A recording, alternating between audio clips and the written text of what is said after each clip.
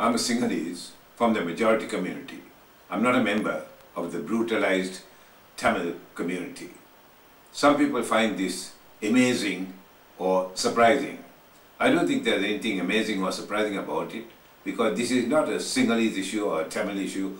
It is a humanitarian problem that should arouse the concerns of every decent person. I quit Sri Lanka in 1976, and who runs that country, whether it is the former president, my cousin Chandrika Kumartunga, or President Rajapaksa, is of no concern to me as long as it is run without bloodshed, the extensive violation of human rights, now genocide, and the taking of the country to a bankrupt, failed state. I have called this presentation Genocide, Crimes Against Humanity and the Violation of International Law.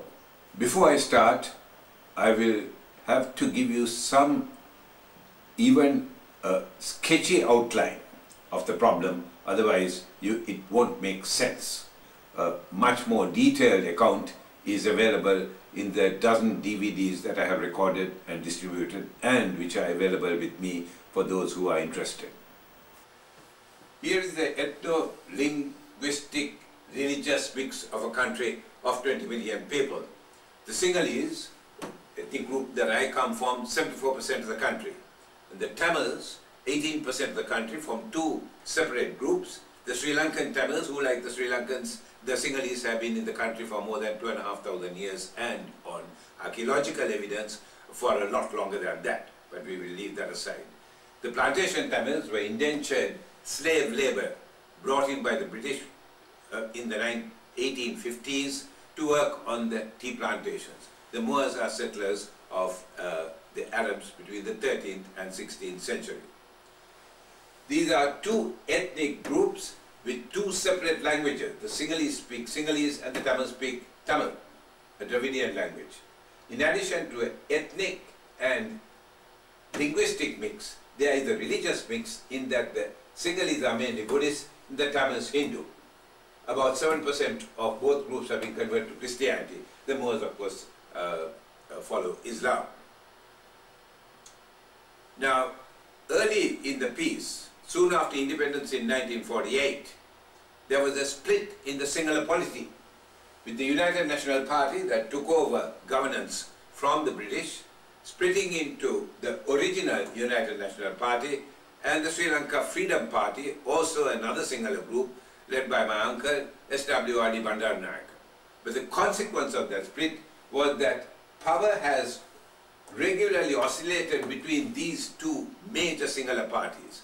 The platform on which these power oscillations have occurred is not any fundamental change or difference in policy, but on the adoption of an anti-Tamil stance to get the support of the Sinhala Buddhist majority, which, as I said, are 70% of the country. Here's the anti-Tamil discrimination, which I've got no time to go into, but the Tamils lost the use of their language in 1956, when English, the official language of the country during the colonial British, was changed into Sinhalese only, to the exclusion of Tamil, by Mr. Bandaranaike.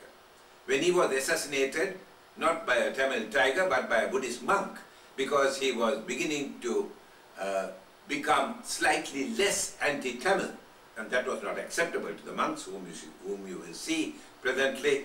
His wife stepped in, the first woman prime minister, and her idea of settling the Tamil problem was to raise the bar higher for Tamil students to enter the university. I was there as Associate Professor of Medicine in the Peradeniya Kandy University, and I saw the effects of anti-Tamil discrimination in education.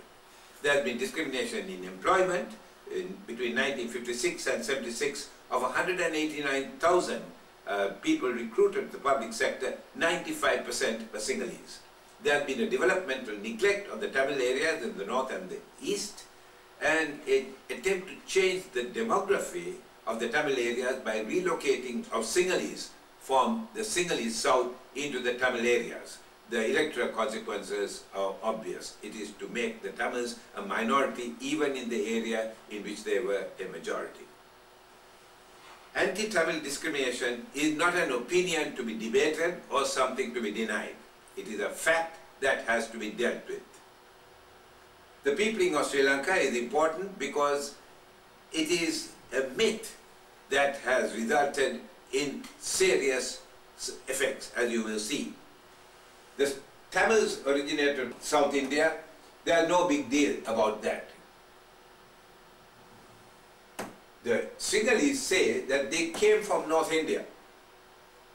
Now, when they came with a lot of baggage, in that they claimed that they arrived in Lanka, as it then was, the first to arrive in the country, and that Buddha on his deathbed nominated Sri Lanka to be the custodian of his teaching.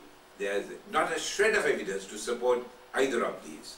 It is based on a legend called the Mahavamsa, the great chronicle written by a Buddhist monk in the 6th century AD about events that he thought occurred in the 5th century BC. It is basically an anti-Tamil document. It glorifies the Sinhalese as protectors of Buddhism and saviors of the nation, and derides the Tamils as invaders, vandals, marauders, and heathens. To be fair by the author of the Mahavamsa, he did say that he was writing it for the serene joy of the pious, such as my mother, who was a Buddhist. This multi-ethnic, multilingual, multi-religious, multicultural Sri Lanka is, in the eyes of the Sinhalese, a Sinhala Buddhist nation. The main proponents of this ethno-religious chauvinism, because that is what it is, are the Buddhist clergy, who say that, as I said, Buddha gave Sri Lanka to the Sinhalese, and that any power sharing with the Tamils is a sellout of a Sinhala Buddhist nation to the Tamils. All Sinhala parties in opposition, political opportunism of the worst order, and all of this aimed at getting the votes of the Sinhala Buddhist majority, who, as I said, constitute 70% of the country. And now comes the armed forces. This is General Sarath Fonseca, who on the 23rd of September 2008, in an interview to the Canadian National Post said, and I quote, "I strongly believe that this country belongs to the Sinhalese, but there are minority communities. We being the majority of the country, 75%, we will never give in. And we have the right to protect this country. Protect the country from whom? From the Tamils, but the Tamils are citizens of the country. They, the minorities, can live in this country with us. Well, he doesn't need to give them permission to do so. They were born there and they have a right to be there. But they must not try under the pretext of being a minority. I don't know what a pretext is. They are a minority. Demand undue things. And what are these undue things? Not to be raped, harassed, bullied, and have their human rights violated. And now, to exist on the planet at all. The main problem with this gentleman, this man, is that he had the military power to deliver a Sinhala Buddhist nation, which is precisely what he is doing. Well, the Army General seems to be at variance with his president, and he better get it sorted out with him, because President Rajapaksa, in his victory speech in Parliament on the 19th of May 2009, said, and I quote, "There are no minorities in Sri Lanka. There are only those who love the country and those who don't." He must have borrowed this phrase from George Bush Jr., who said, "You're either with us or with the terrorists." This is one of the problems, that the politicians in Sri Lanka, I guess elsewhere too, are such inveterate liars that they think that if a lie is repeated enough, as Joseph Goebbels said, and is audacious enough, then it will be believed by the rest of the world, and after a time, even by the people who speak these lies. These politically active Buddhist monks whom I have referred to are the curse in Sri Lanka. Their power is enormous. They are now even in Parliament. They are violent, as I just told you. One of them assassinated SWRD Bandaranagar, the Prime Minister, in the first political assassination in that country. They have broken up public meetings, they have destroyed churches and Hindu shrines, and they are the people who demand a Sinhala military victory within courts. Here they are, hundreds of them blocking the road, protesting at the peace process and demanding a return to war. The peace process was the peace pact that the Tamil Tigers signed with the outgoing previous government of Ranil Wickremesinghe's UNP. They wanted it torn up and a return to war and a military defeat of the Tamils. Here they are burning the Norwegian flag because Norway was one of the few countries who tried to bring peace with justice to Sri Lanka, and the monks will not have a bow of it. They want Norway out. The Mahavamsa mindset continues in the form that Tamil resistance is terrorism that must be crushed. And the government claims we are only supporting George Bush's war on terrorism. Give us the weapons and the money and we will do the crushing and show the world how it is done. Then came Mahinda Rajapaksa, elected as president in November 2005. He decided to abandon political negotiations and embark on a military solution within quotes, genocide of the Tamils if necessary. He is the man, he is the executive president with sweeping power, the Minister of Defense, the Commander-in-Chief of the Armed Forces. He calls himself a devout Buddhist. I hope not of the same type of my mother, as my mother. He is the first president or the first Sri Lankan leader that I know of who genuinely believes that Sri Lanka is a singular Buddhist country. His brother, the man in charge of the army, says Tamil resistance is terrorism and must be crushed. Here is the nearest thing that I can think of to Joseph Goebbels of Hitler's regime. This is Gotabaya Rajapaksa, Mahinda Rajapaksa's brother and the defense secretary. What is the Sri Lankan government's agenda? It is to make Sri Lanka into a singular Buddhist nation. Now, if the Tamils are a problem, you can do one of two things with them. Either you can kill them, which in my book is genocide, which I will define in a minute, or put them into concentration camps and keep them there. And you will see that in a minute. May I define for you genocide on the UN Convention on the Prevention and Punishment of the Crime of Genocide. It is defined as an act committed with intent to destroy in whole or in part a national, ethnic, racial or religious groups. And in this case, it is the part that lives in the north and the east. Genocide has nothing to do with numbers. It can be 50, 500, 5,000 or as Mr. Hitler decided, 1.5 million. It is not the numbers that count, it is the intention backed by the act to take that intention to fruition that constitutes genocide. Who are committing genocide? Firstly, the armed forces, 175,000 strong.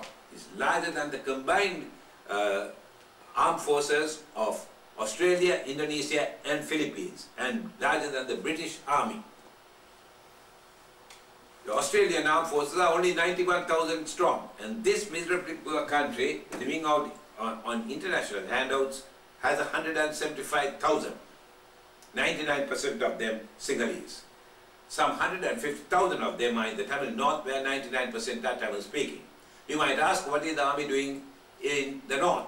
Well, it is a security force, so it is securing the North.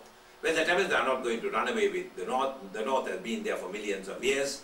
It is nothing to do with security, but it is the army of occupation and behaves like that. It is the main cause of insecurity and violation of human rights of the civilians, civilian Tamil population. And as long as the army is in the Tamil area, the violation of human rights will go on. There has been an escalation of the armed forces after the so-called victory of the government on the 18th of May. The army has gone from 175,000 to 200,000, and now recently the call has gone out to increase the army to 300,000. Question is why? Army, the war is over. Why do you want an army of 300,000, nearly double what you had during the war? It is to oppress the Tamils in the north and the Sinhalese, that is, the members of my ethnic group, who protest at what is going on in the south.